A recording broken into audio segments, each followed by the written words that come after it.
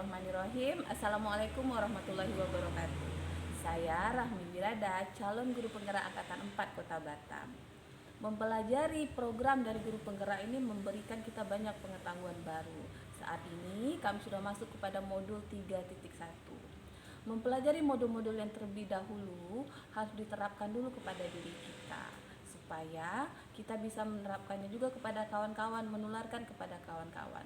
Bagaimana caranya supaya kita bisa memberikan dampak yang positif bagi kawan-kawan? Kita juga harus memberikan hal-hal yang baru untuk mereka, hal-hal yang menarik untuk anak-anak murid kita. Jadi, apa yang kita dapatkan itu harus kita terapkan terlebih dahulu kepada diri kita supaya berdampak kepada yang lain.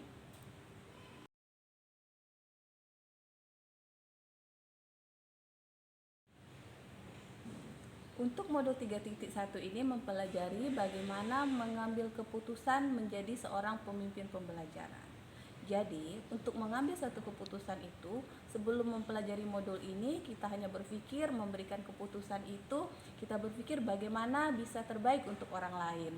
Dan untuk pengujiannya, kita belum melakukan pengujian. Ternyata, melakukan suatu keputusan, memberikan satu keputusan, kita harus melakukan beberapa langkah pengujian, di mana kita harus mengenali nilai-nilai yang ada di dalam itu, siapa saja yang terlibat, fakta-fakta apa saja yang terjadi. Kita juga harus melakukan pengujian uji layak benar lawan benar, benar lawan salah.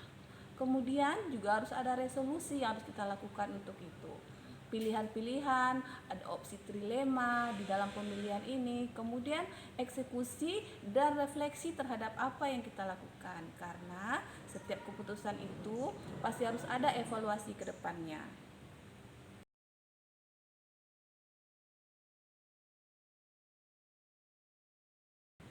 Nah, langkah-langkah dalam mengambil keputusan sebagai pemimpin pembelajaran ini kapan akan kita lakukan, kepada siapa akan kita lakukan?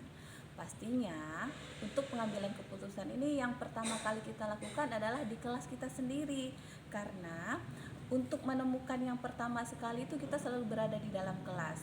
Muridlah yang akan kita utamakan, karena di sini adalah kebutuhan murid, kebahagiaan murid.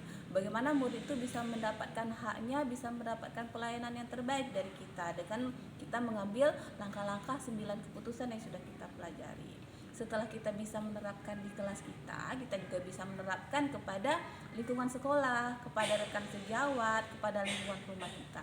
Karena untuk mengambil keputusan yang bertanggung jawab ini bukan hanya untuk di sekolah, di kehidupan nyata kita pun ini sangat penting digunakan.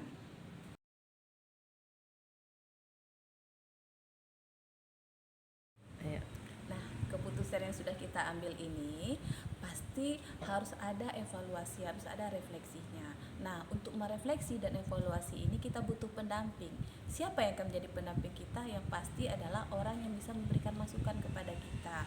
Di sekolah, saya akan mencari pendamping saya, rekan kerja, dan juga kepala sekolah. Karena masukan dari mereka itu sangat berguna. Mereka yang bisa melihat saya sehari-hari, mereka yang bisa melihat perkembangan kita. Dengan adanya kolaborasi yang bagus ini akan tercipta suatu pembelajaran yang berpihak pada anak. Semoga apa yang kita lakukan bisa membuat pembelajaran di Indonesia semakin lebih baik lagi. Terima kasih. Assalamualaikum warahmatullahi wabarakatuh.